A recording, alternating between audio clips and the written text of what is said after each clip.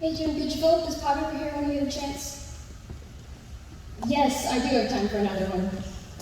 You're not that busy. And you know, you might as well get used to it being a little slow around here from now on, huh? Wait, no, Jim, I'm sorry. Come back. I didn't mean to make you all emotional. Come on, Jim. Does this mean I'm not going to get my coffee? Great. You want some coffee? I'm Sam. Short for Samantha. Sam suits me though. Short and to the point. Don't mind Jimmy. We're all a little touchy after what happened last night. What do the papers call it? The rapture. God took people taken in the blink of an eye.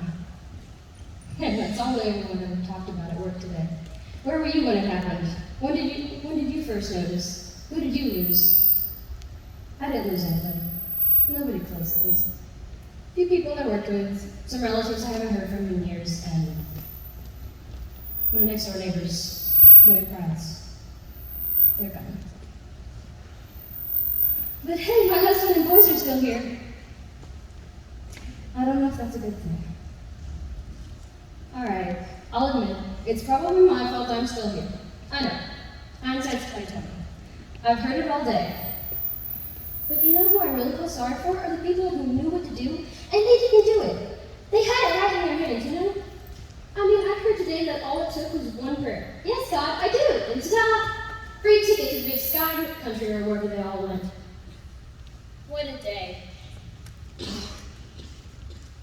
I was riding the crosstown bus, and the thing is getting packed. People keep getting on, and no one's getting off. So I'm sandwiched in, holding the strap, wishing someone would just get off the bus, and suddenly, the bus driver is he's gone, vanished. And so we plow into this ice cream truck in the next lane.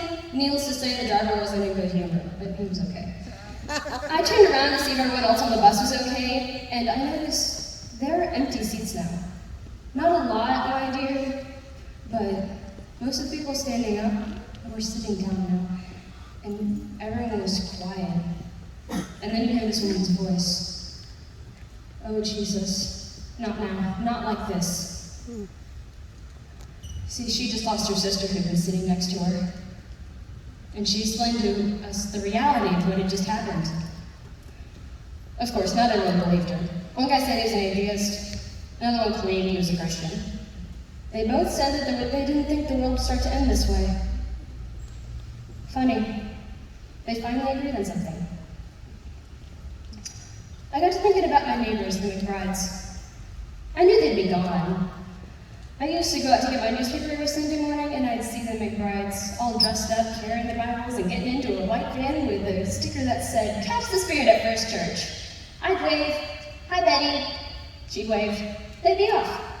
We weren't good friends or anything, but every once in a while we'd catch each other in the yard at the same time, and we'd talk over the fence for a little bit about work, family, the weather.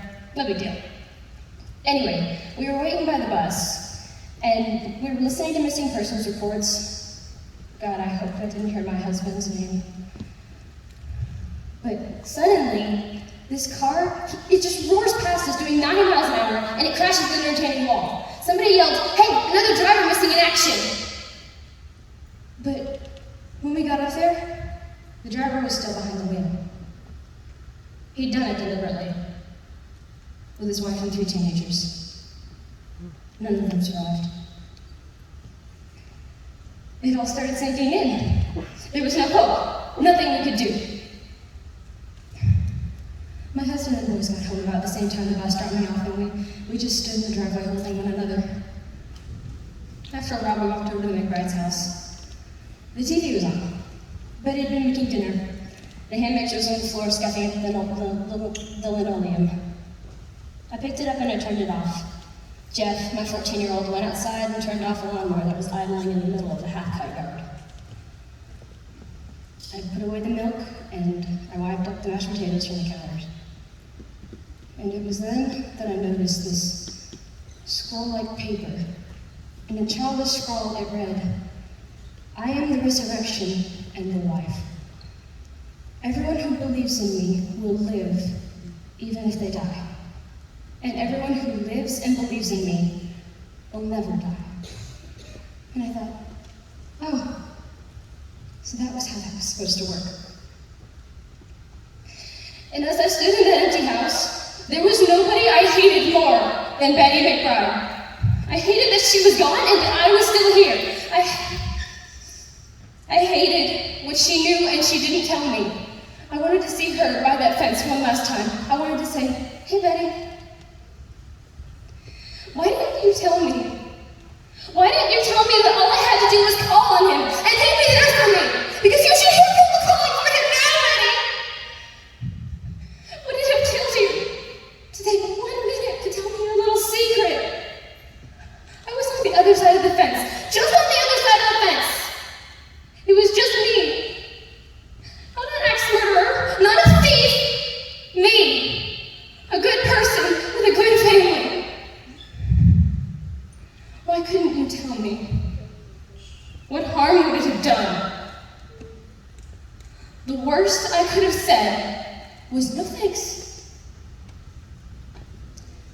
But I don't think I would have said that.